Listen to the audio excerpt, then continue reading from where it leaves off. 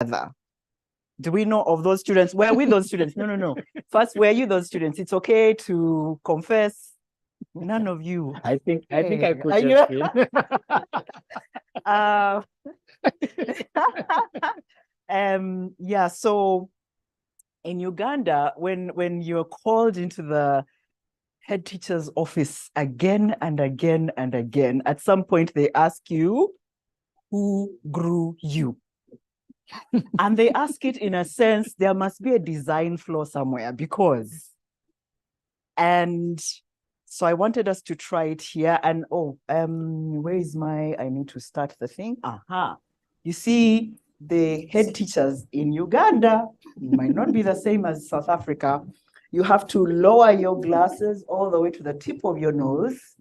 So those of us with glasses right now, please lower them all the way. Turn to your neighbor and just ask, who grew you?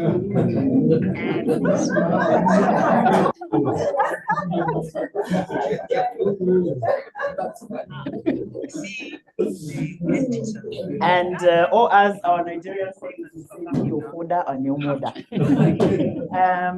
So when I think about who grew me in terms of my journey or our journey as sisters as philanthropy advisors, I have to take you way back when. Once upon a time, long ago.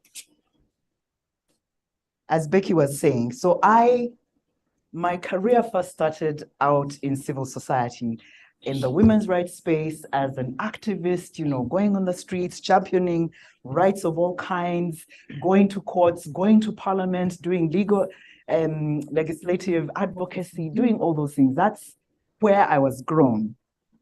In terms of my experience of donors as a civil society activist then, it was top bottom. It was whenever there was mention that a donor was coming, you cleaned for days because should they find a speck of dust, oh my goodness, they could retract your grant.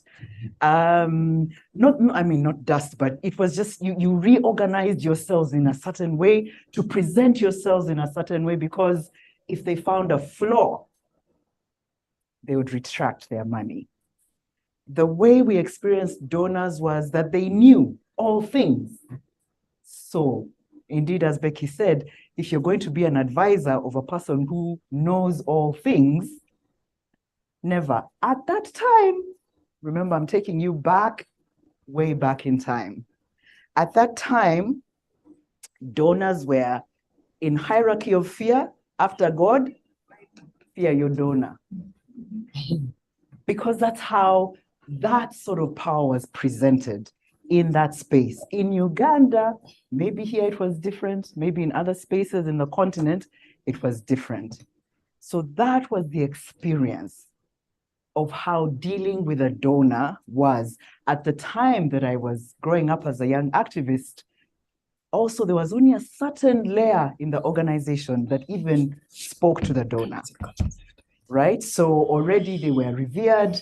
You hear they're coming, you prepare yourselves, but you won't have access because they only talk to a certain level of the institution. The rest of you don't matter. You're not seen, you're not heard. Maybe you're seen as you greet the person, but otherwise don't talk to them, right? And so there was this concept of my donor. And literally, when the executive director left, they left with their donors, and then you have to cultivate new relationships all over again. So that's the context in which I was grown. So you can imagine, fast forward, so my career trajectory starting out in civil society, I did a brief stint in government and quickly learned that I was not meant for government work. And then I transitioned onto the donor side.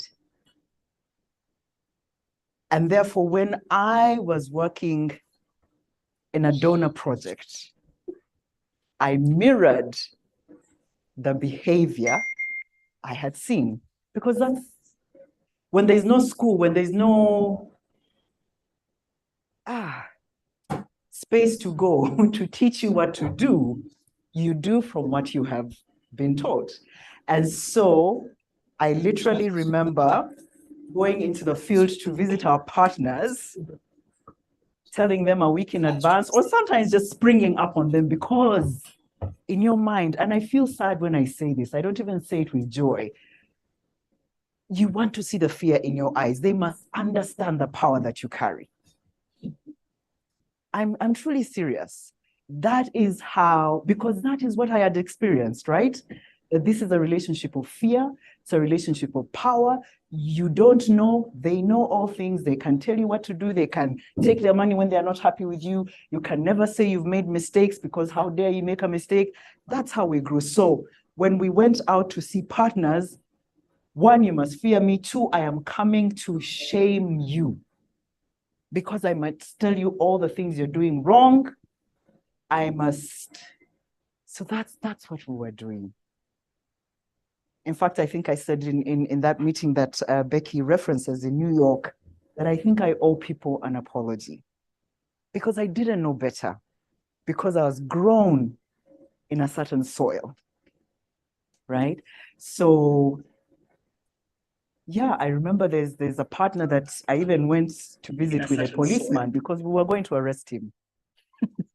Because yes, they had, misappropriated money, but yeah, I must show my power, right? So when I left, thankfully, when I left that donor space, I then went to now work with a firm that was doing things totally different.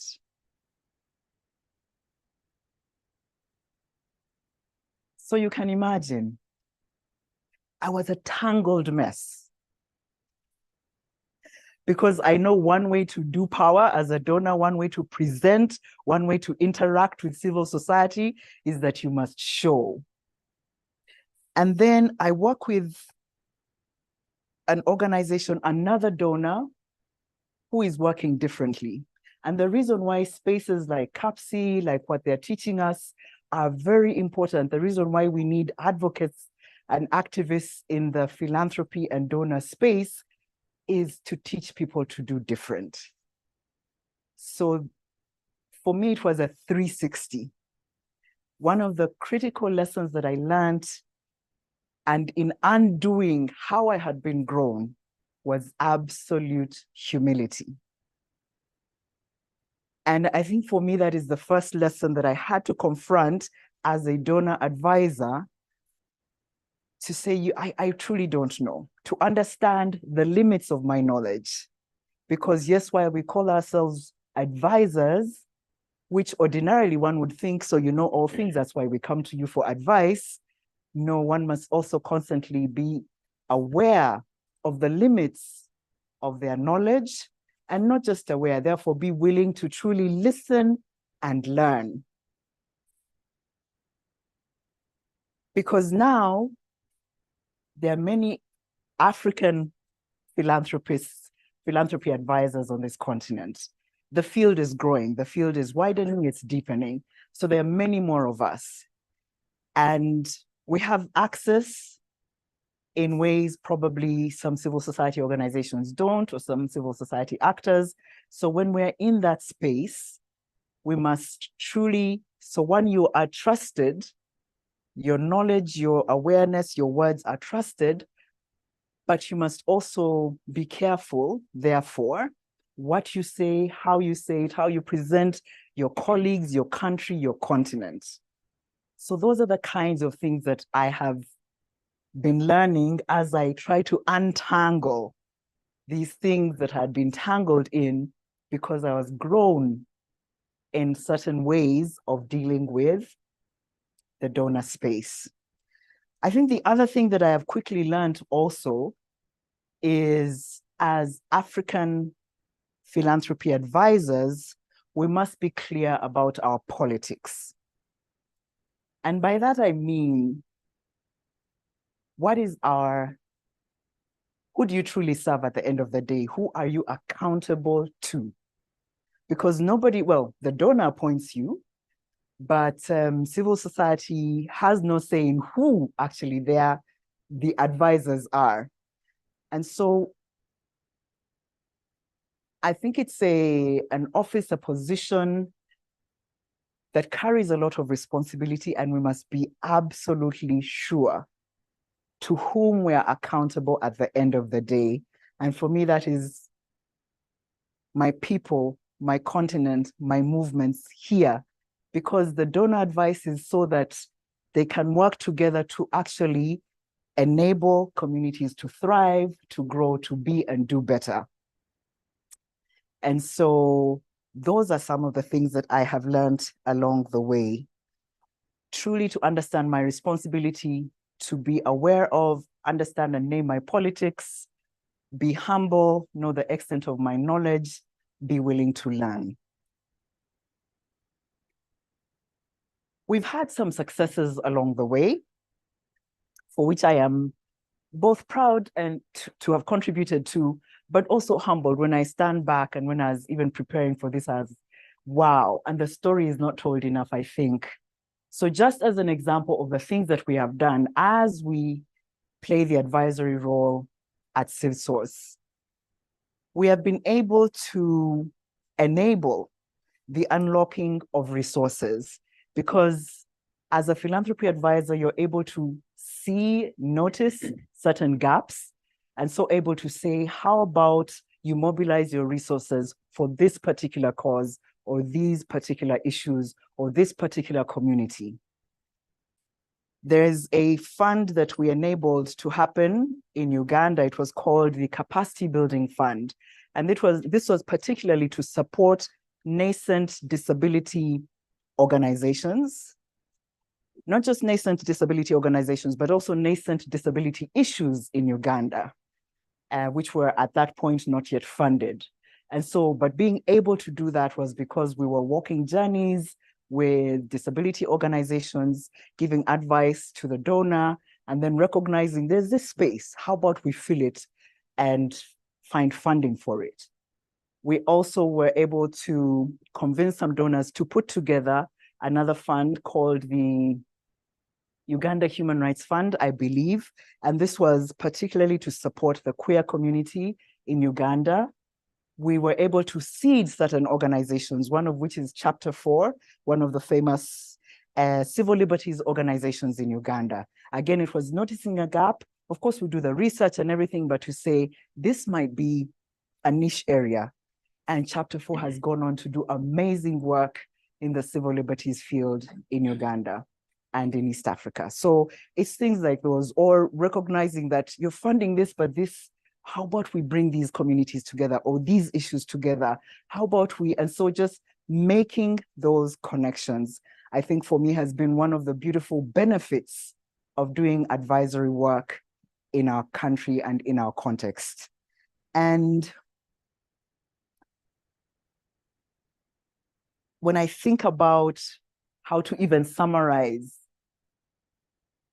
what has been for me my heartthrob, my heartbeats. Before I get to that, that even though we've walked a journey of about 6 years now, and a few when I was just a single consultant as an advisory consultant, there's so much more to do. And part of the so much more we are thinking of is, like Becky said, there are so many philanthropists on our continent. How about we start doing, or one of our dreams is to start doing advisory services for them, not because they don't know the continent, but sometimes truly people need ideas, need to ideate so that they can most efficiently deploy their philanthropic resources. So that's one of the things we want to do. The other thing which we attempted, but we need to pick up our bootstraps again and try it again. Like I said, the field is growing. One of the things we wanted to do in Uganda was to create a community of practice among philanthropy advisors, because we're not the only ones. Several donors have their own individual consultants. And so we wanted to convene a community to say, don't struggle alone, let's learn together, because I know we were all grown from the same soil. And I can't speak for the others. I guess we each do our own unraveling, or maybe some people are set in that cement, right?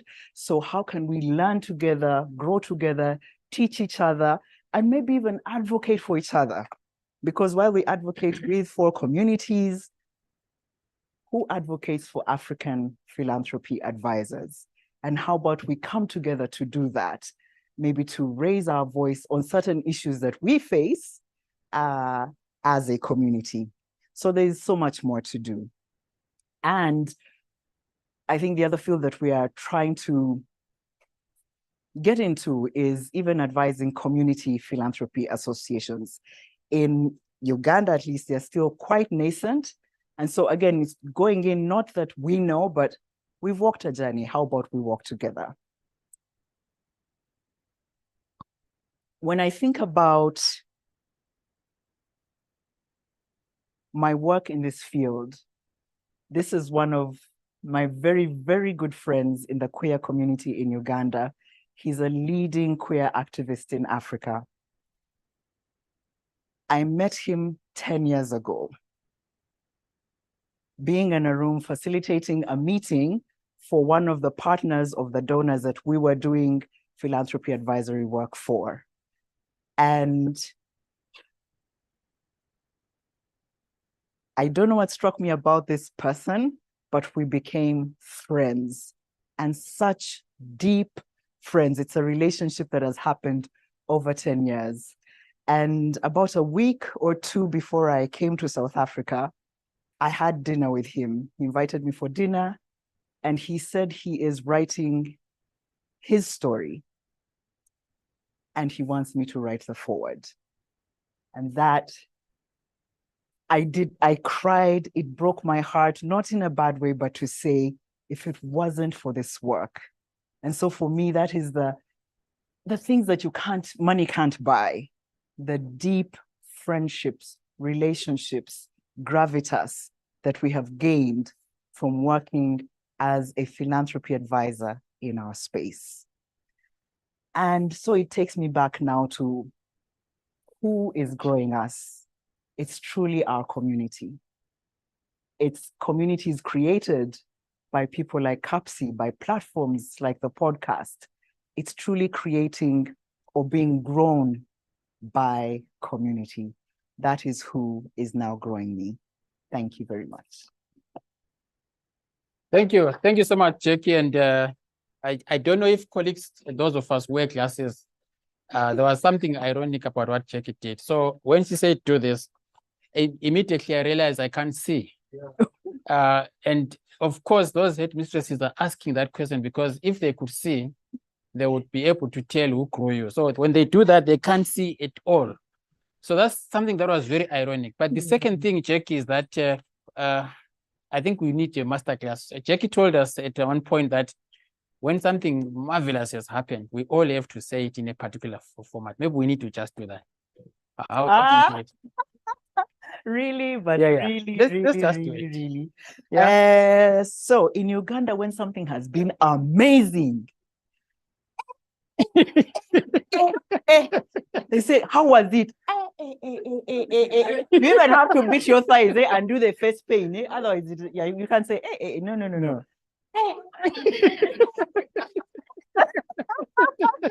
So thank you so much, Jackie. Thank you so much. But also, Jesus. you wrote after your Cape Town trip. Yes. You wrote that you went jogging, and then you were in this road that reminded you of the journey that you had taken. I just thought that was really interesting. Maybe you want to restate that because I think it delves in very well with what you have just said around who grew you. But that road when you were jogging in Cape Town, it's back to the question, what are you jogging for? Yeah. Or what are you working for? Yeah. So I would want you to maybe speak also to issues of leadership and how the working has actually helped you to propel that gospel. To propel the gospel. So I started walking every day from last year, 1st September.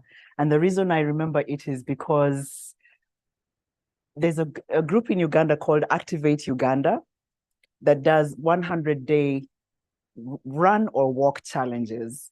And the minimum you're required to do is just 3 kilometers a day for 100 days without stop, without fail, and then you get a medal.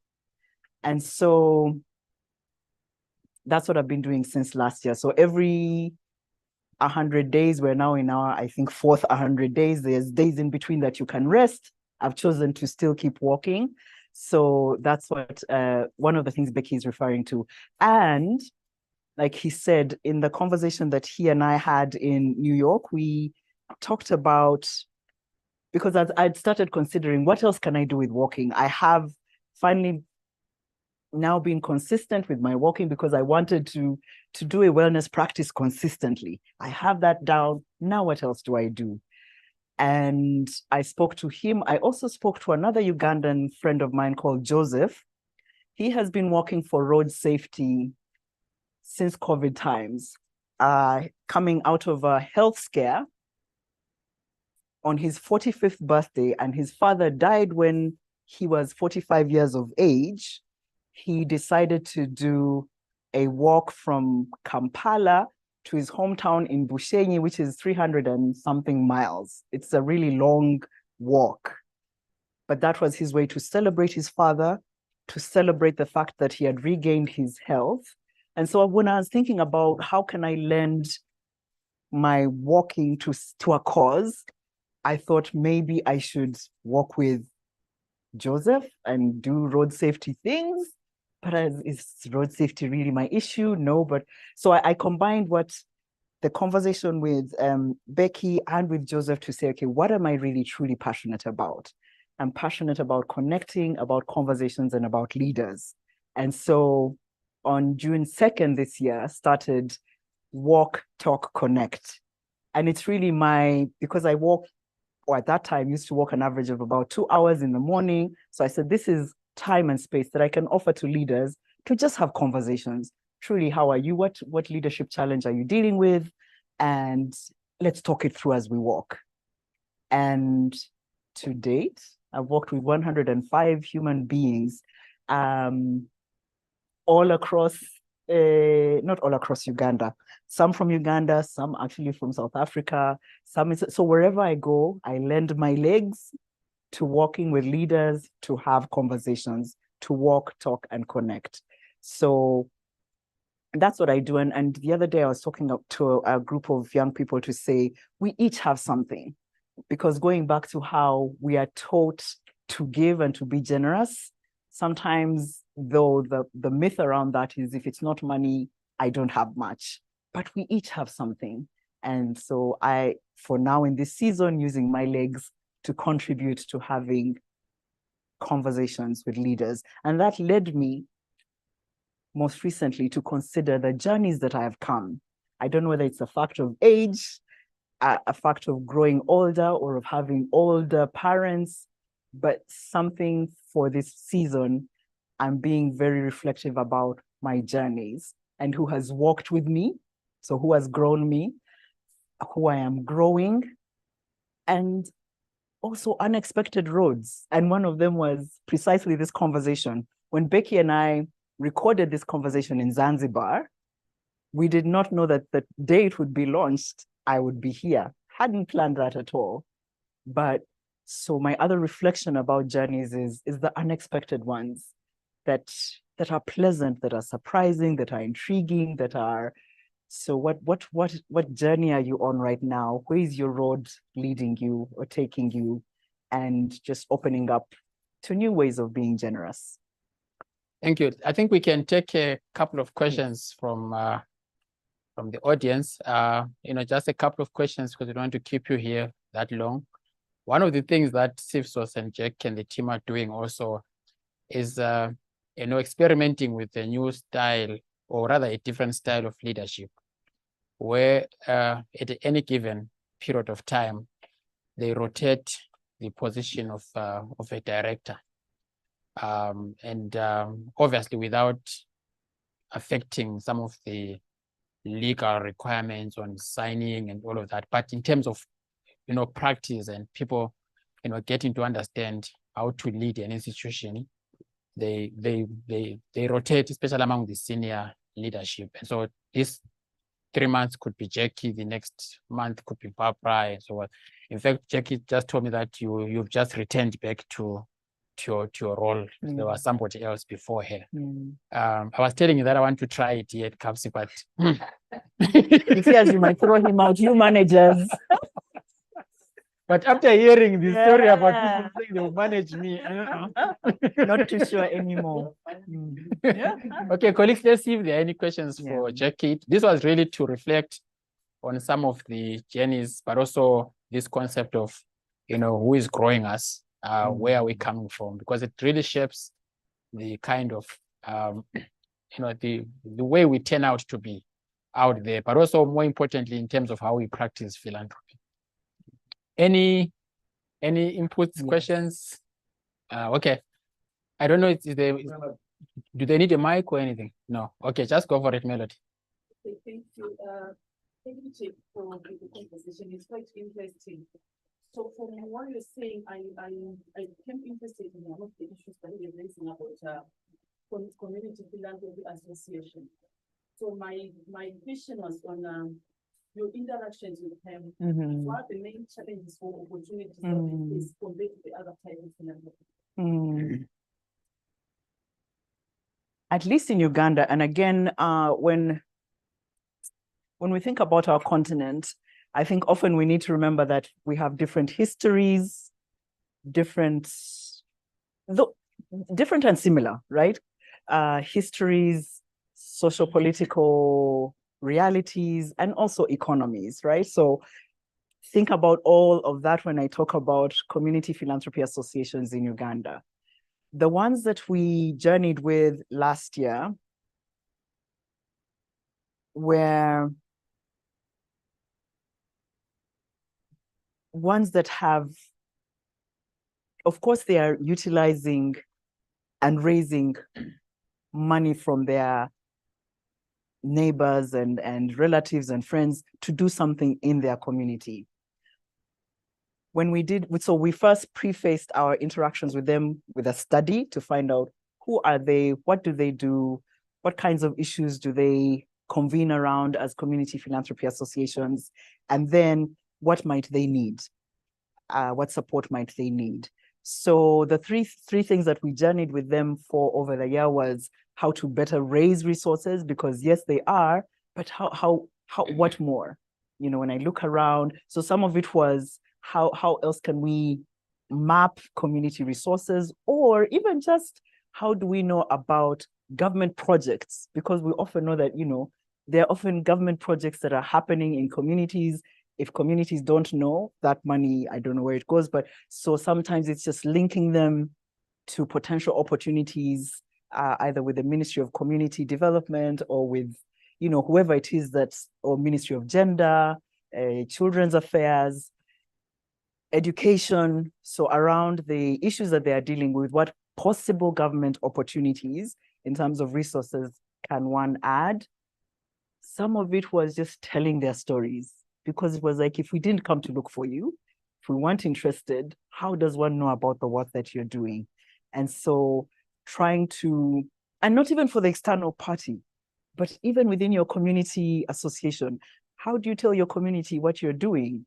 And so just very simple work around communications. How do you tell your story? So we worked with a communications firm to workshop storytelling with the community associations. And finally was around bookkeeping. So just very, you're doing great. Ours was all good. What are the things we can tweak? But also how the other beauty was, and do you know that there's also another community association in the next village or in the next, so how do we also create a community of community associations so that they get to know each other and can bounce off ideas or learn from each other? And very amazingly, I think about a month ago, one of them actually held a fundraising event that we were able to go to and take the other community associations. We were able to give 2 scholarships to 2 of them to come to the Zanzibar meeting. So it's really, how do we also avail them opportunities that they didn't have before, but when they lock into, can then help propel their associations even further. Yeah. Okay. Any other question? Oh, okay. Yes. Yes. other specific topics, or just depend on the person who you're with, if you find anything? So no, it's literally who are you and what do you want us to talk about? But I've started to, so certain themes have come around.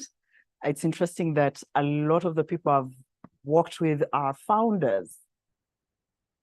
And so just dealing with founder questions and issues and challenges, or people who want to start something but are afraid to start.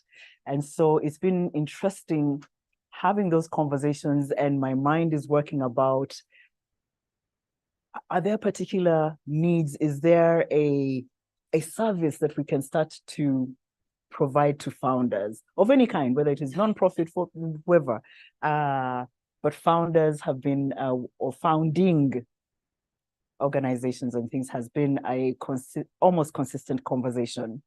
That's the one that I can pick out from the walks that I've had. Yeah, founders, founding, the challenges around, getting stuff together, getting people to trust you, getting, what do you do with your fears? Putting teams together, how do you deal with people? Because we are difficult to deal with. Yeah, just everyday, regular founder issues. Yeah. I mean, what Jackie hasn't warned people is that normally he works at 5:30 in the morning. Only, at least I don't work at 4 a.m. So I just actually 5 a.m. had the honor of working with Jackie and Sally. Yes. And our work focused on resource mobilization. Yes, it did. In terms of, I mean, all of us who are leaders of institutions, if there's one thing that keeps us awake, is how do we keep these institutions afloat? Where do we go for, to mobilize resources and etc. So that at least was our conversation. I know you had a work with Tendai, and your work with Tendai was around, the founding question around setting up an institution and building it over time to what it has become. I saw a hand there, Joseph. Thank you so much, Jackie, for the presentation or the conversation. Out of interest, I just want to ask something. How difficult is it to advance philanthropy for the Ugandan peer community, especially considering that the government does not offer any substantial support to the peer community, and also in line with the anti-homosexuality bill? There's also a minister of ethics and integrity. Yes. Yeah, he tells us how long our dresses should be. So our dresses should be, because there was a miniskirt law, remember, in Uganda, I tell you. And so we protested, get your eyes off my behind. So regarding the queer community, one of the things we have wanted to do as CIVSOS, so one of the things that we share with CAPSI is storytelling. We too have a podcast community, it's called Community, because we like to tell stories of giving with, by, to, from African communities. One of the communities whose stories I have desired to tell is of the queer community. And why? Because often it is cast as a community in need, right? That their role is just to receive. And yet, you that you cannot be part of a queer community if it isn't the generosity.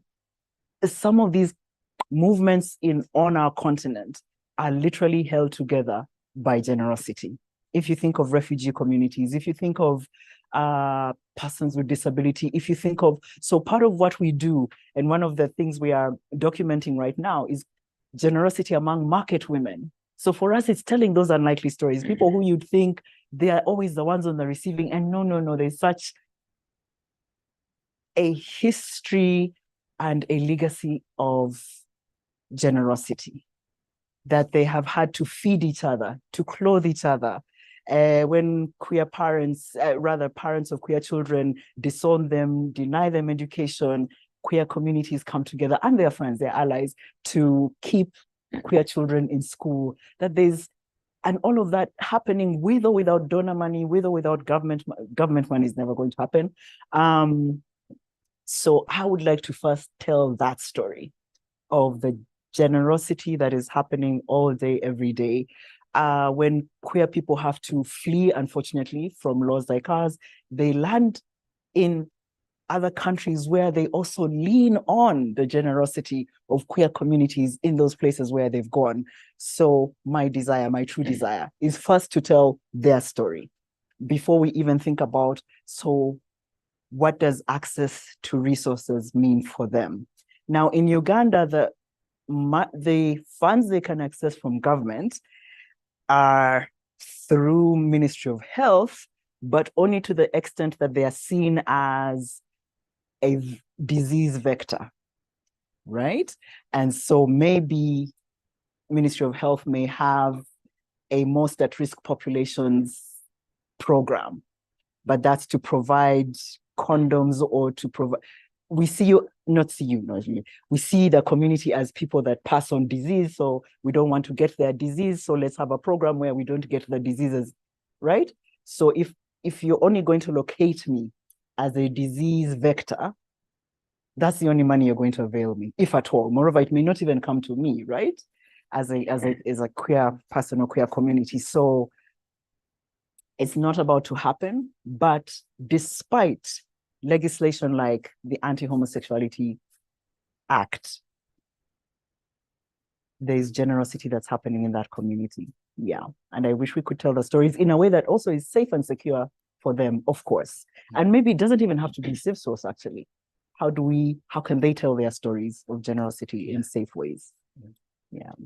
Okay, I think we could stop with the questions here unless there's someone with a burning question. If not, if not, Jackie, there's Judy Kamanyi who says, what drives you and keeps you going as a leader? Oh my goodness. And Judy is my former boss. I worked at Action for Development, which she led as the CEO, and I worked there as a legal and human rights officer. And so what keeps me going? Gratitude. And the ways I have tried to show gratitude, speaking about the roads and the people that have grown me, is that I am absolutely grateful for those that grew me the right way. And I know that Judy has come to 2 events that have convened, one of women in my life. So when I was about, 42 years old, I convened 40 women in my life from all, my aunts, my former bosses, my colleagues, it was a cross-section of women, but it was to say thank you, that I am the person that I am because of those who grew me, because of the journeys that they enabled me take. So that's one of the things that keeps me going as a leader. Absolute gratitude and community. If I didn't have friends to check on me, friends to provide space for my voice, for my passions, friends to hold me up when things are falling apart. So gratitude and community for me are the things that keep me going as a leader. And then there's a question from Shamima, who says, are local philanthropic organizations open to advice and dialogue? I find that many here in South Africa are closed to consultants wanting to share value. Your thoughts? Well, I don't know that I can speak for the breadth and length of local organizations. Maybe, and like I said, when I talked about what more do we need to do as philanthropy advisors here on the continent, I think it's to, and one thing I've learned in this journey of philanthropy, it's really based on relationships. And so I think one might first need to build the relationships, because advice is also based on can I trust you? Can I trust what you're saying? Where are you taking me? Will you not deceive me? Will you not? Because I guess sometimes when you have money or you're managing money, maybe sometimes there's an instinct to first not trust. So opening this palm to even say, okay, come and see who I am, come and see my insights, come and see my struggles. Or it might also come from, but we know the money is ours. We know what to do. Who are you?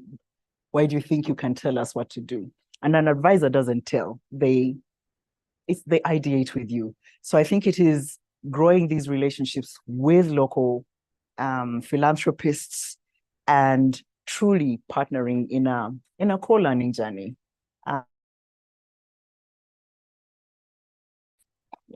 Okay. I think Your Excellencies and Honorables, this is the moment that we've been waiting for.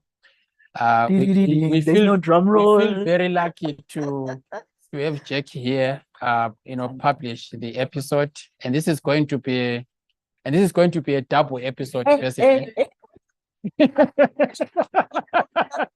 So it's going to be a double episode, basically, because we've been recording this one. Yes. So it's going to go out today.